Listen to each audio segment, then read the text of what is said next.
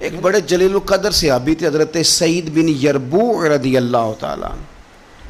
حضرت عمر کے زمانے میں نابینا ہو گئے. تو حضرت فاروق اعظم رضی اللہ تعالیٰ عنہ لوگوں سے پوچھا کہ سعید نہیں نظر آ رہے. عرض کی حضور ان کی بینائی چلی گئی ہے. جناب عمر گھر گئے, تعزیت کی, آپ کو تکلیف پہنچی, اللہ آپ کا بھلا کرے. آپ ان سے پوچھتے ہیں بھائی یہاں تو کوئی سپاہی چلا جائے نا دنیا سے تو کوئی صوبائی وزیر یا کوئی افسر آ جائے بس کافی ہے, وزیر اعظم صاحب کے پاس کہاں وقت ہے. وہ کہتے ہیں 2 منسٹر بھیج دیے تھے, بات ختم ہو گئی. حضرت عمر خود گئے, صحابی کی آنکھیں چلی گئی تھیں, اور جا کر کے اسے کہنے لگے کہ اب آپ مسجد کیسے آئے جائیں گے.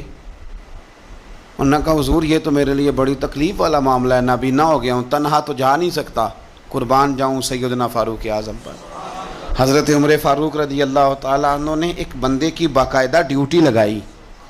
فرمانے لگے تیری آج کے بعد ذمہ داری ہے 5 وقت حضرت سعید کا بازو تھامنا ہے, تو انہیں مسجد پہنچانا ہے, اور 5 وقت ان کو گھر لے کے آنا ہے. اور فرمایا یاد رکھنا, یہ نہ سمجھنا کہ میں آرڈر دے کے بھول جاؤں گا, میں ہر ہفتے تم سے پوچھا بھی کروں گا کہ تم نے سعید کے ساتھ کیا سلوک کیا.